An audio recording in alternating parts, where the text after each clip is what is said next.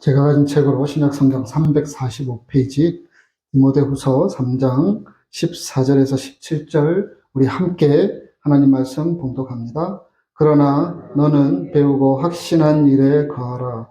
너는 내게 누구에게서 배운 것을 알며 또 어려서부터 성경을 알았나니 성경은 능히 너로 하여금 그리스도 예수 안에 있는 믿음으로 말미암아 구원에 이르는 지혜가 있게 하느니라. 모든 성경은 하나님의 감동으로 된 것으로 교훈과 책망과 바르게 함과 의로 교육하기에 유익하니 이는 하나님의 사람으로 온전하게 하며 모든 선한 일을 행한 능력을 갖추게 하려 함이라. 아멘. 주님의 말씀입니다. 우리 다 같이 자리에 앉으시겠습니다. 다시 한번 기도하겠습니다. 하나님, 주님의 말씀 듣기를 원합니다. 저희들의 심령의 옥토가 되게 하셔서 하나님의 말씀이 우리의 마음을 두드리게 하시고 새롭게 하게 하시고 변화되게 되는 그런 말씀의 시간이 될 수 있도록 성령께서 인도하여 주시옵소서. 부족한 종은 가리시고 우리 주님께서 친히 말씀하여 주실 것을 믿사옵고 예수님 이름으로 기도드리옵나이다. 아멘.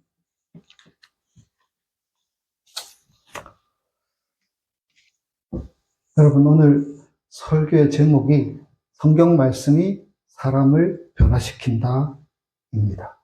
믿습니까? 네. 여러분들은 제가 보기에는 일반 그리스도인들보다 믿음이 훨씬 더 좋으신 분인 것 같습니다. 성경 말씀이 사람을 변화시킨다. 하나님의 말씀은 사람을 변화시키는 능력이 있다. 많은 그리스도인들이 이렇게 부딪히는 말씀으로 이 이야기를 받아들이는 것을 저는 많이 경험을 했었습니다. 설교도 많이 듣고 성경을 읽고 변화된 사람들의 얘기는 숱하게 들었죠. 그런 예화들도 많이 들었을 것이고 우리에게 그런 상식들, 생각들은 분명히 있습니다. 그런데 실제로 교우들과 얘기해보면 매일매일 성경 말씀을 정기적으로 묵상하는 사람들이 그렇게 많지는 않고요. 또 그럼에도 불구하고 예전에 내가 성경을 이렇게 읽었어. 매일 이렇게 묵상하고 공부도 하고 이렇게 성경 말씀과 함께 지내며 그렇게 살았던 시간이 있었어 라고 추억하는 분들도 종종 보게 됩니다. 하지만 성경을 읽으면 사람이 변한다라는 말에 대해서 여러분들처럼 그렇게 명쾌하게 얘기하는 사람들은 생각보다 많지 않습니다. 제가 개인적으로 접촉한 교우들에 의하면 그렇다는 것입니다. 왜 그런가 생각해 보니까 나 자신을 보면 그렇게 변화된 것 같지 않구나라고 느끼는 부분이 있기 때문입니다. 제가 한국에서 교회를 섬길 때요. 그 교회는 성경을 1독하면 선물을 드렸습니다. 2독하면 더 좋은 선물, 5독, 저 20독까지 본 적이 있습니다. 그래서 그런지 성경을 다들 열심히 읽기는 읽으셨어요. 물론 전부 다 읽진 않았지만 한 20, 30% 정도는 성경을 읽는 데 참여하는 것을 보았습니다. 그런데 성경을 열심히 읽는 분들, 심지어는 7독, 8독 하는 분들을 보면서 그런 질문들을 하는 교우들을 만나게 됩니다. 목사님, 저 사람은 성경을 1년에 이렇게 많이 읽는데 왜 저렇게 살아요? 그런 질문들을 들어본 적이 있습니다. 성경을 읽지 않는데도 그냥 매 순간 하나님의 뜻, 하나님의 말씀을 고민하고 자신을 성찰하며 그렇게 신앙으로 잘 살려고 발버둥치는 사람도 보게 됩니다. 이 양쪽이 다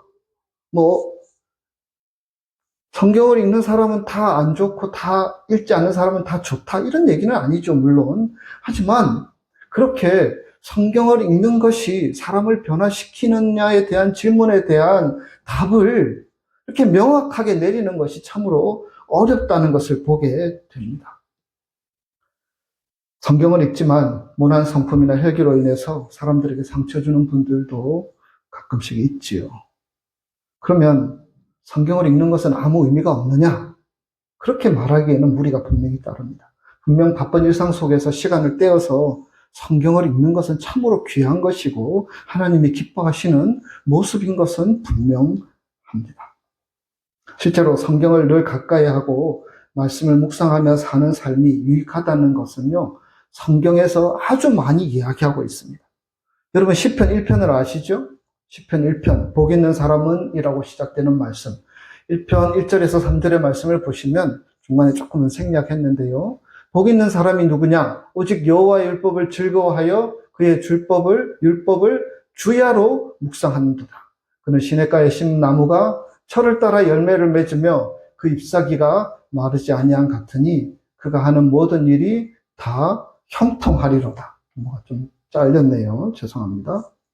여러분 이 말씀의 의미는 여러분 다 아실 것입니다. 말씀을 매일 보며 살아가는 사람, 밤낮으로 하나님의 말씀을 묵상하는 사람은 무엇이라고요?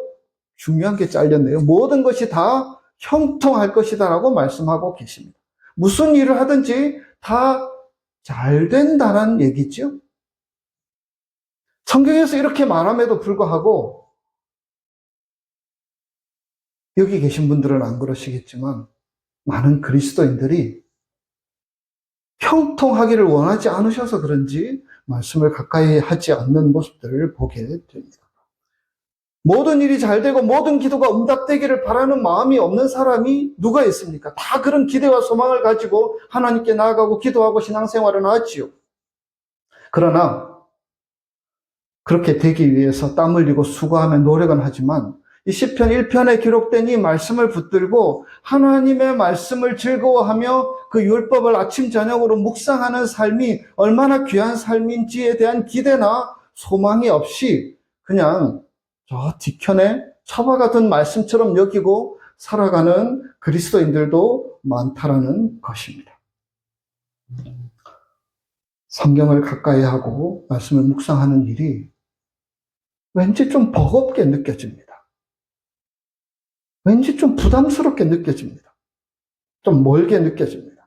성경을 펴는 것도 힘든 분들도 있고요. 성경은 실제로 지루하지 않습니까? 이렇게 따지는 분들도 있습니다. 여러분 어떻게 생각하십니까? 이해되지 않는 말씀들도 분명히 많이 있지요. 베개로 쓰든지 잠이 안 올 때 성경을 읽으면 잠이 잘 온다는 그런 교우들의 이야기도 들은 적이 있습니다. 유튜브 채널을 틀면 알고리즘으로 연결되어서 2시간은 금방 가는데 성경 읽는 시간은 왜 그렇게 시간이 안 가는지 졸리고 따분하고 힘듭니다.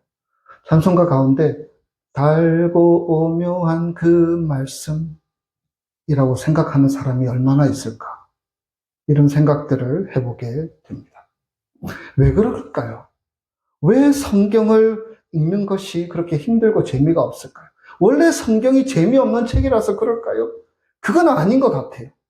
성경에 나오는 인물들 또 우리가 아는 많은 사람들이 성경을 통해서 변화되고 새롭게 된 그런 어떤 사람들의 이야기를 우리는 알고 있습니다. 그 성경 말씀을 그만큼 신뢰하지 못해서, 그만큼 간절하지 못해서 우리와 성경 사이가 좀 멀어진 것은 아닌지를 생각해 보게 됩니다. 오늘 우리가 디모데 후서 3장의 말씀을 읽었는데요. 역시 성경에 대해서 말씀하시는 내용입니다. 3장 16절에 보시면 모든 성경은 무엇으로 되었다고요? 하나님의 감동으로 되었다고 기록하고 있습니다.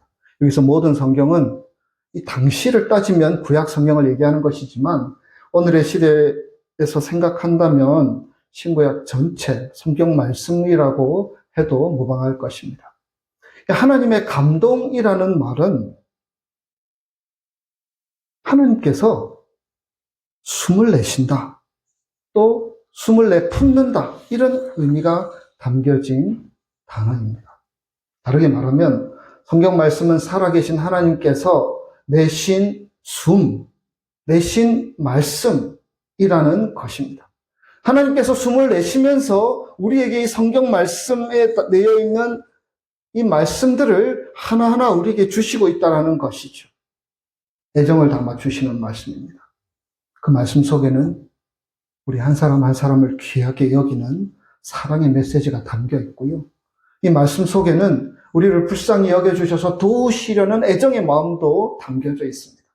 또 우리를 새롭게 하신 하나님의 능력도 이 말씀 가운데 담겨 있습니다.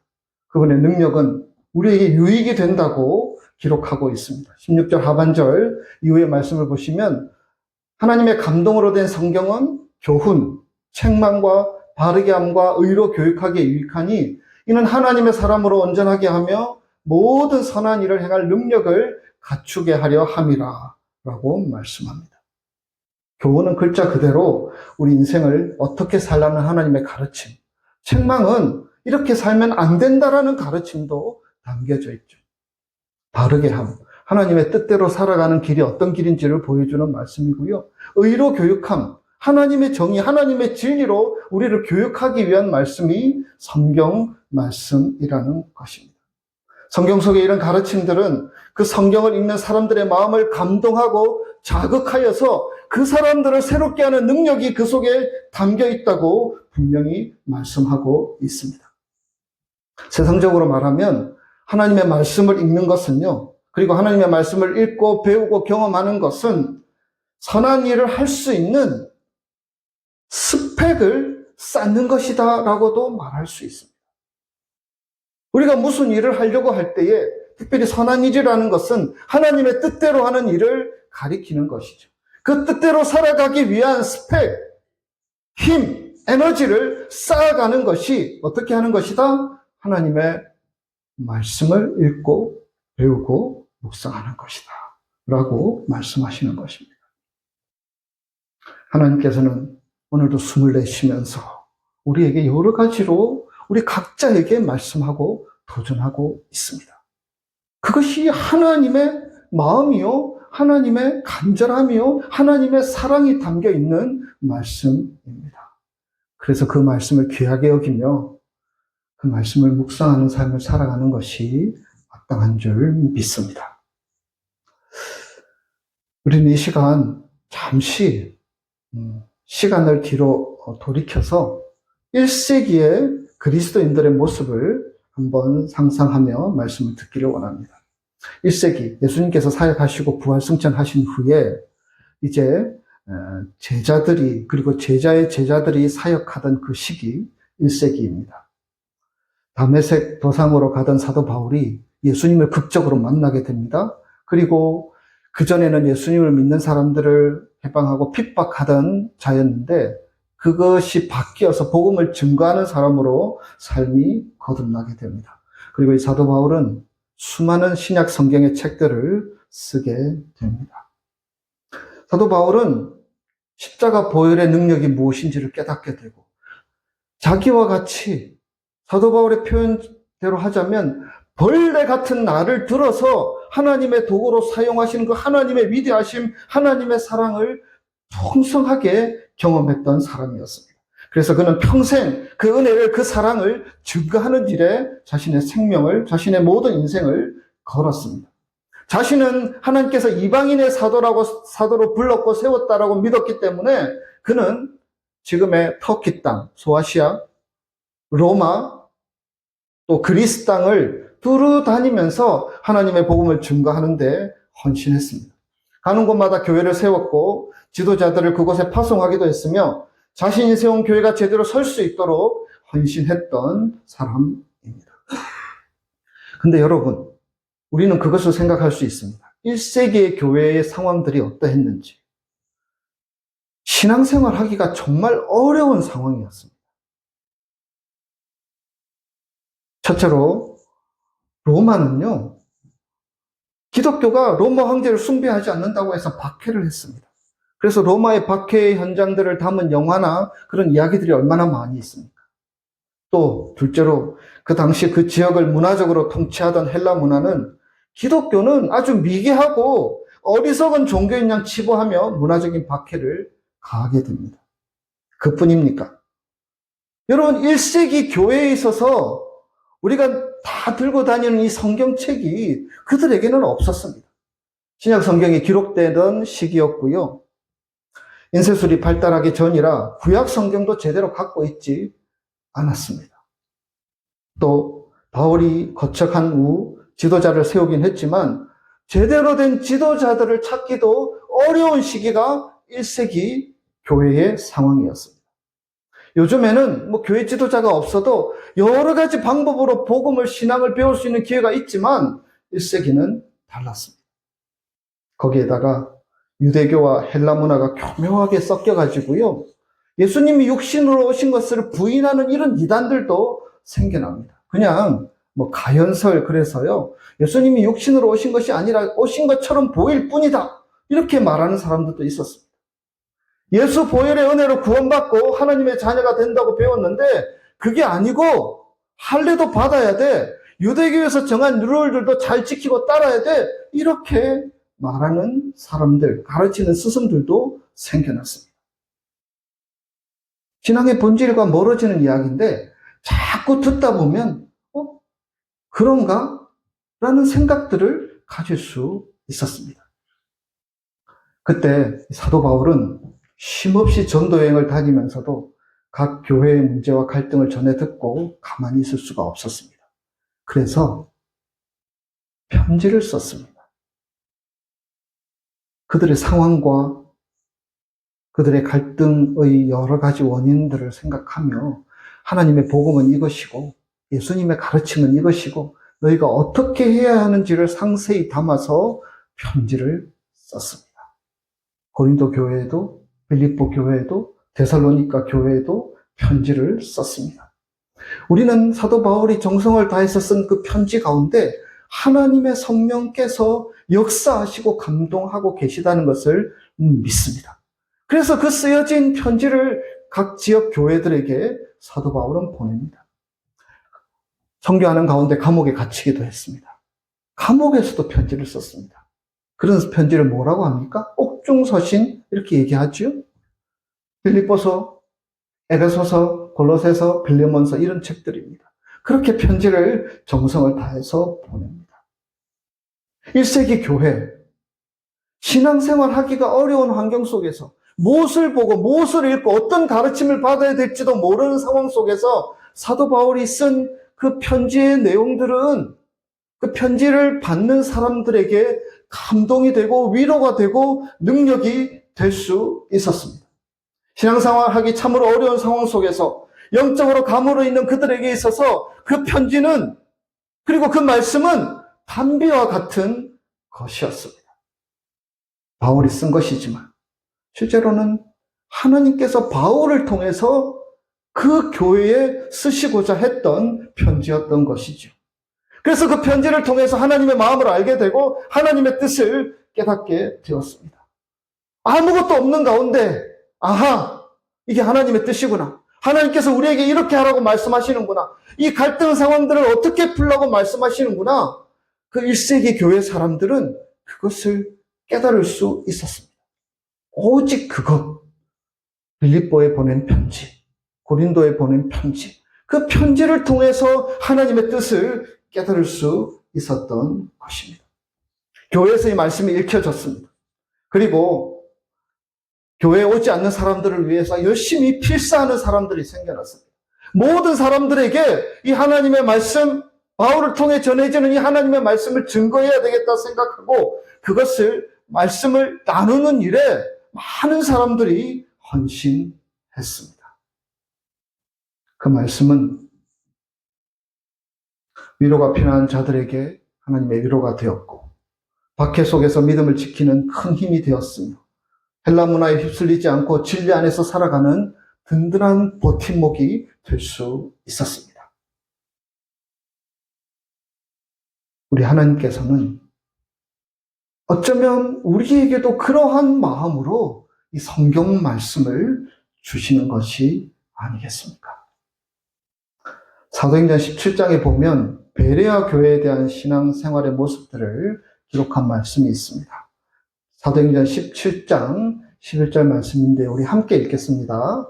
베레아에 있는 사람들은 데살로니가에 있는 사람들보다 더 너그러워서 간절한 마음으로 말씀을 받고 이것이 그러한가 하여 날마다 성경을 상고함. 이 베레아 교회 사람들이 어떤 말씀을 읽었는지는 성경에 기록되어 있지 않습니다. 그러나 그들은 다른 교회들처럼 하나님의 말씀을 너그러운 마음으로, 이 말은 열린 마음이라는 뜻입니다. 열려진 마음으로 그 말씀을 간절하게 받아들입니다. 이 말씀대로 살아가는 것이 어떤 것인지, 하나님께서 우리에게 뭐라고 말씀하시는지를 날마다 상고했다, 연구했다, 묵상했다, 고민했다, 그 말씀을 가지고 함께 나누었다라는 의미들을 담고 있습니다. 왜냐하면 1세기의 상황들은 그렇게 하지 않으면 신앙생활을 제대로 할 수 없었기 때문입니다. 박해가 있었고 유혹이 있었고 이렇게 저렇게 다른 이야기들이 있는데 우리가 무엇을 가지고 어떻게 붙잡아야 할지에 대한 말씀을 그들에게 던져졌을 때 그들은 그것을 가볍게 처리할 수가 없었습니다. 날마다 성경을 상고하며 살았습니다. 그들의 믿음을 지키기 위해서 그렇게 할 수밖에 없었습니다. 그래서 헌신하게 되었고 하나님의 때를 기다리는 훈련들을 하게 되었고 수많은 박해가 옴에도 불구하고 인내하며 자신의 믿음을 지키는 훈련들을 그들은 그 편지를 통해서 하게 된 것입니다. 세상에 소망을 두지 않고 하나님께 소망을 두는 삶이 어떤 것인지를 그들은 깨달을 수 있었던 것이었습니다. 그들이 말씀의 사람으로 바뀌어 가니까요. 그들은 하나님의 사람으로 바뀌어 갈 수 있었습니다. 그리고 이것은 이 베레아 교회 사람들뿐만 아니라 그 시대를 살던 많은 교회가 그러했습니다. 1세기 교회들에서 그 말씀에 대한 간절함과 열정 그리고 묵상하는 그들의 삶의 자세는 세상에 영향을 주게 됩니다. 그들에게 영적인 파워가 보여졌습니다.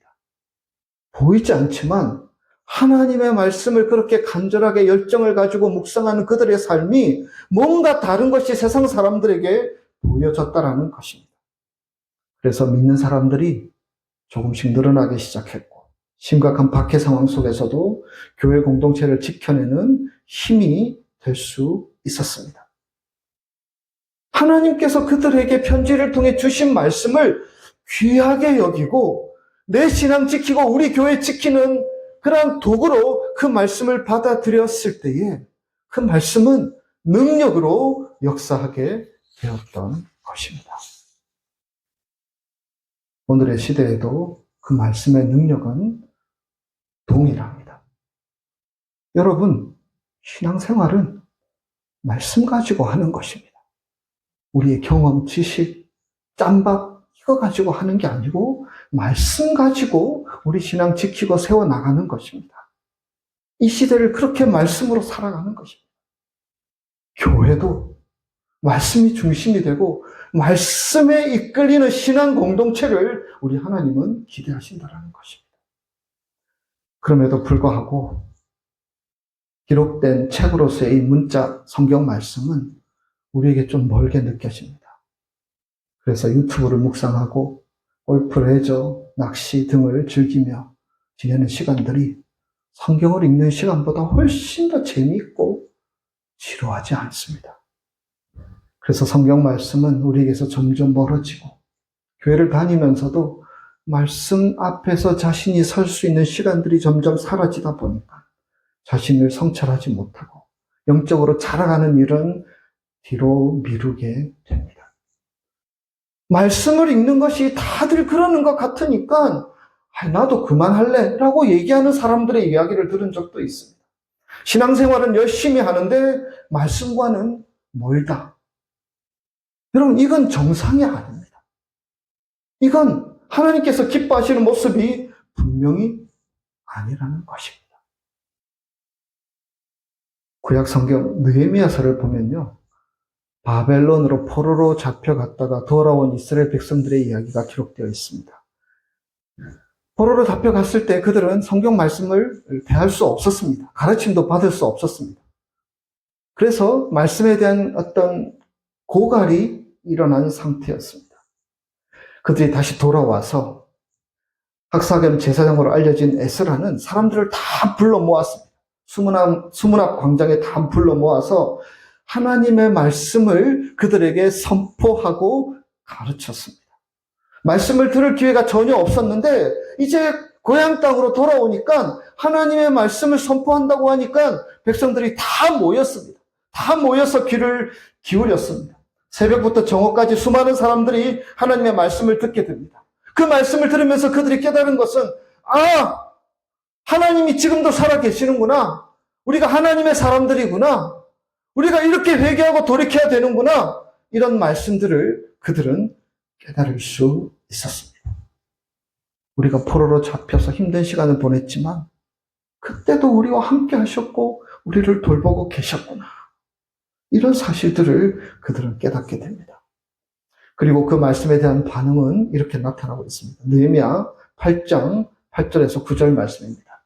하나님의 율법책을 낭독하고 그 뜻을 해석하여 백성에게 그 낭독하는 것을 다 깨닫게 하니 백성이 율법의 말씀을 듣고 다 우는지라. 오랫동안 말씀을 듣지 않고 살다가 이제 그 말씀을 듣게 되었을 때, 또 깨닫게 되었을 때 그들은 감격과 감사의 눈물, 회개의 눈물을 흘리게 됩니다. 하나님이 우리에게 말씀하시는구나. 하나님이 내게 말씀하시는구나. 하나님께서 나에게 이 말씀을 주시는구나라는 것을 깨닫고 그들은 감격해야 합니다. 여러분 8장에 있는 이 말씀, 이후의 말씀을 보면 그들은 회개하게 되고요. 이방인들과의 혼인을 금하며 성전 안의 폐해를 없앴으며 안식일을 지키는 등 그들의 삶이 변화되고 달라진 것을 보게 됩니다. 간절함으로 사모함으로 받은 말씀이 그들과 그 민족을 변하게 했던 것입니다. 여러분, 하나님의 말씀은 사람을 변화시키는 능력이 있습니다. 하나님의 말씀은 나를 변화시키는 능력이 있습니다. 1세기 교회가 그랬고 포로 귀환 후 이스라엘 백성들이 그러했습니다. 성경 읽어라. 성경 읽어라. 귀에 못이 박히도록 듣고 살아왔지만 다시 한 번 더 오늘 이 예배를 통해서 하나님께서는 저희들에게 도전하고 권면하고 있습니다.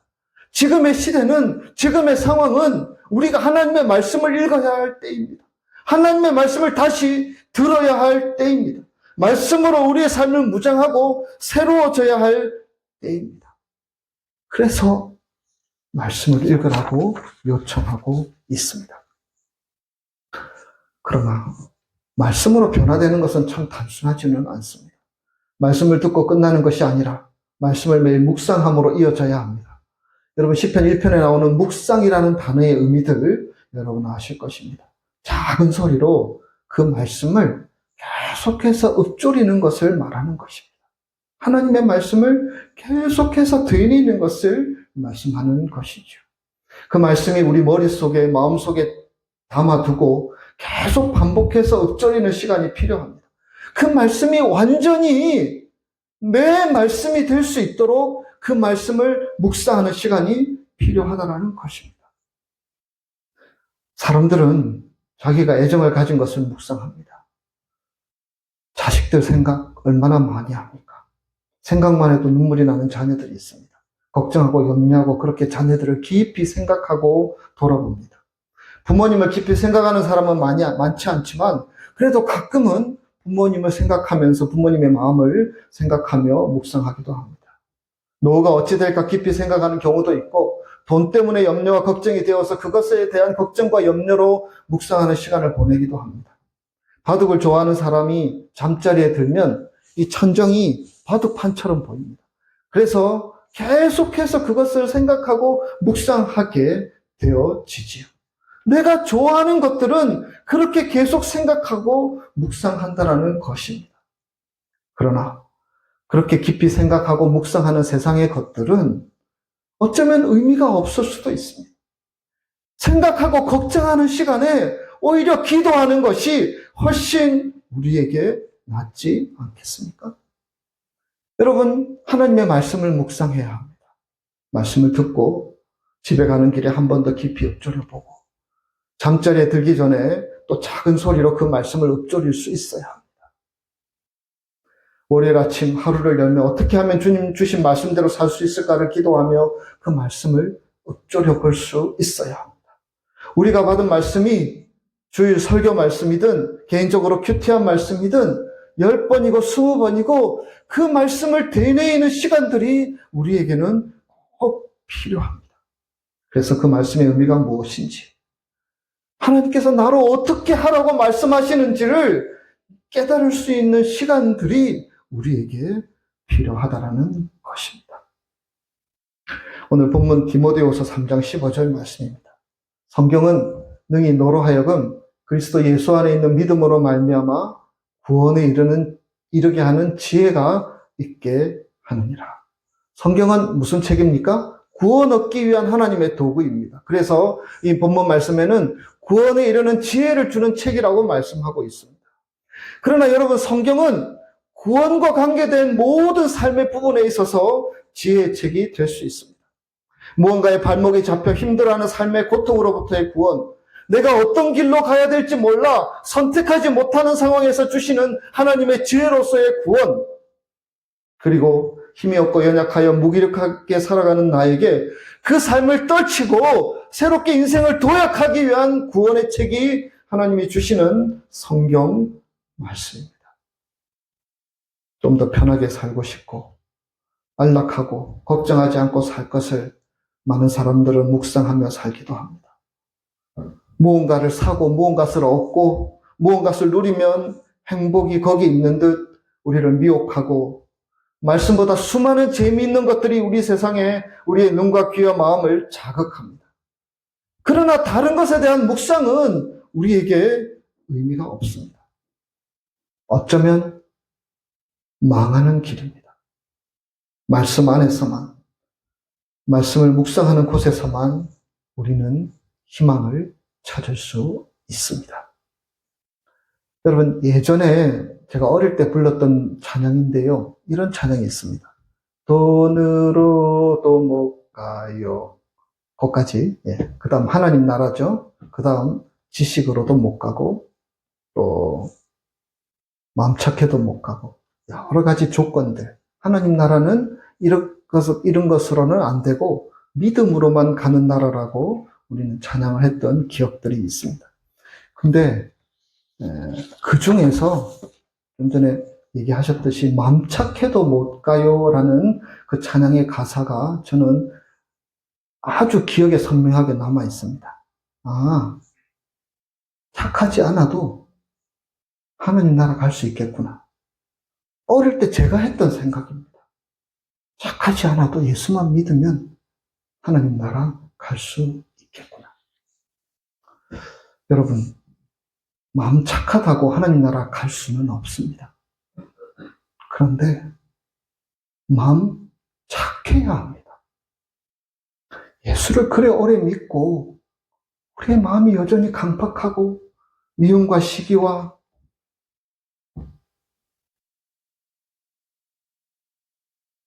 관대하고 너그럽고 하나님께서 우리에게 보여주신 그 사랑의 마음들이 우리에게 다 튕겨나가고 세상적인 마음으로 가득한 채 하나님 나라만 가겠다고 생각하는 우리의 마음이 있다면 하나님께서 그 마음을 과연 기뻐하실까? 이런 생각들을 하게 됩니다. 그렇습니다. 마음 착해도 하나님 나라 갈 수 없습니다. 그러나 하나님의 말씀이 나를 변화시키는 능력이라고 생각한다면 우리는 말씀을 통해서 나를 변화의 자리에 내던질 수 있어야 합니다.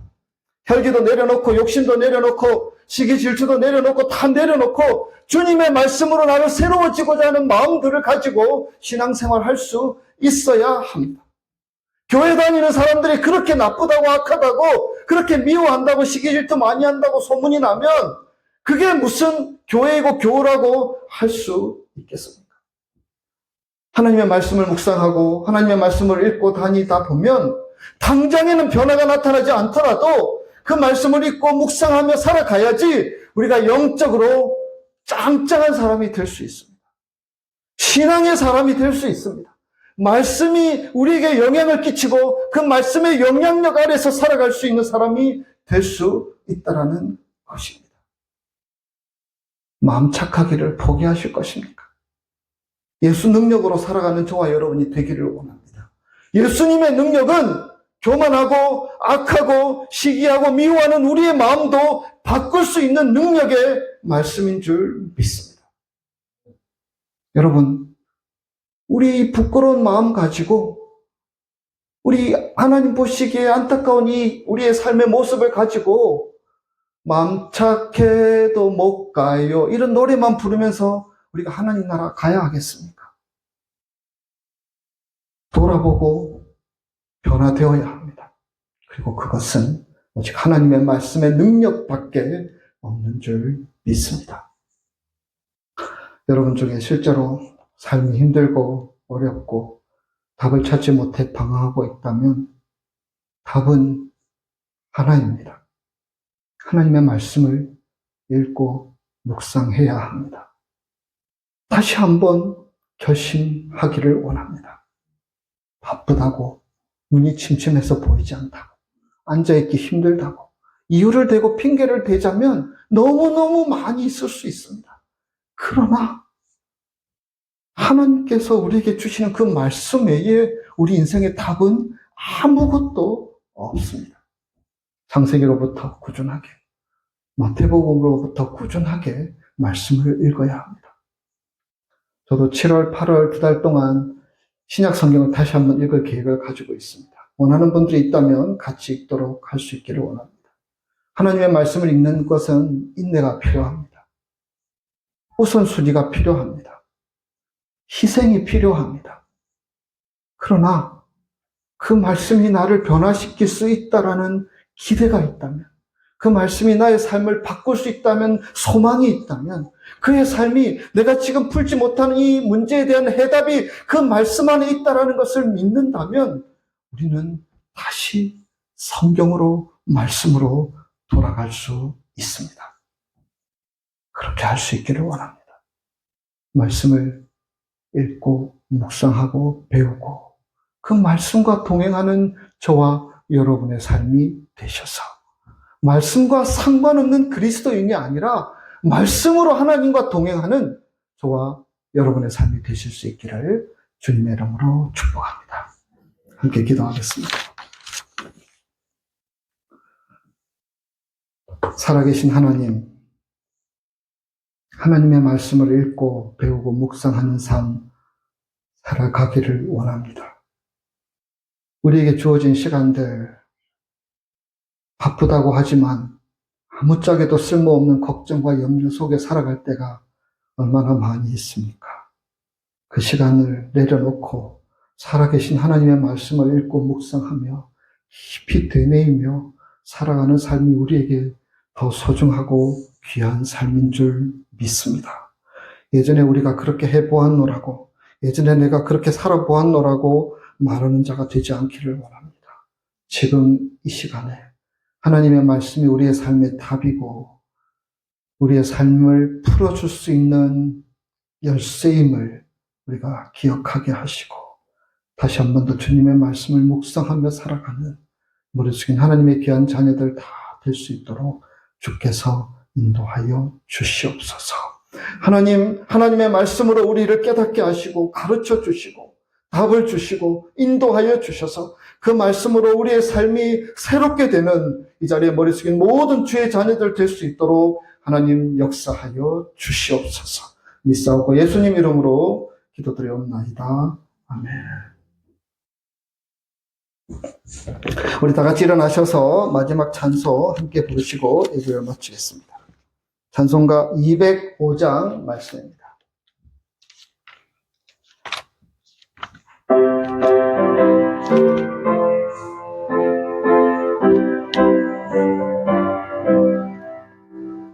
주 예수 크신 사랑 늘 말해주시오. 나 항상 듣던 말씀 또 들려주시오. 저 뵈지 않는 천국 주 예수 계신 곳 나 밝히 알아듣게 또 들려주시오. 나 항상 듣던 말씀, 나 항상 듣던 말씀, 주 예수 크신 사랑 또 들려주시오. 아침에 이슬 방울 쉬 사라짐 같이 내 기억 부족하여 늘 잊기 쉬우니 잘 알아듣기 쉽게 늘 말해주시오.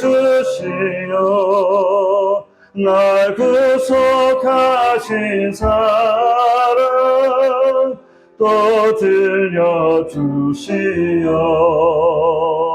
나 항상 듣던 말씀, 나 항상 듣던 말씀, 주 예수 크신 사랑 또 들려주시오.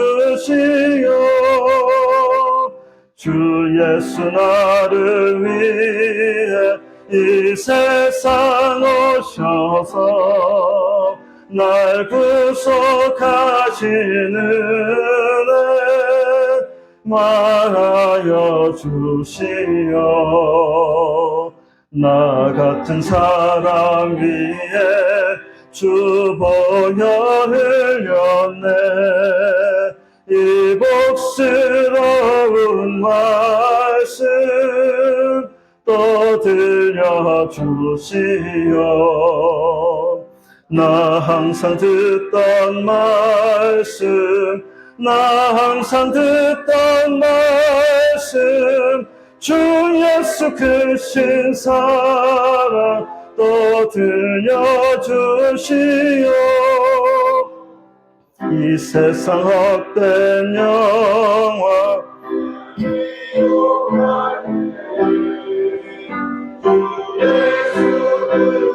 사랑을 들려주시오. 천국의 빛난 영광 내 눈에 비칠 때 주 예수 크신 사랑 또 들려주시오. 나 항상 듣던 말씀, 나 항상 듣던 말씀, 주 예수 크신 사랑 또 들려주시오.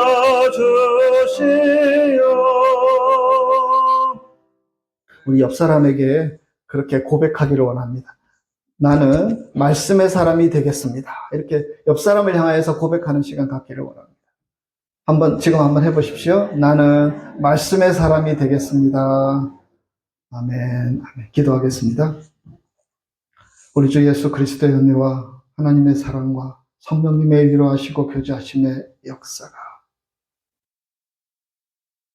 하나님의 말씀, 귀한 말씀, 우리를 살리고 우리 인생의 답을 찾고 우리가 살아갈 길을 깨닫게 되고 우리 앞길을 환하게 비춰주실 그 말씀을 다시 붙들고 묵상하며 그렇게 살아가기를 다짐하며 결단하는 머릿속에 하나님의 귀한 자녀들 위에와 그들의 가정과 일터와 기도하고 계획하는 모든 일들 위에 우리 교회와 우리가 살아가는 미국 땅 두건고국 대한민국 위에 영원토록 함께 할 수 없기를 간절히 축원하옵나이다. 아멘.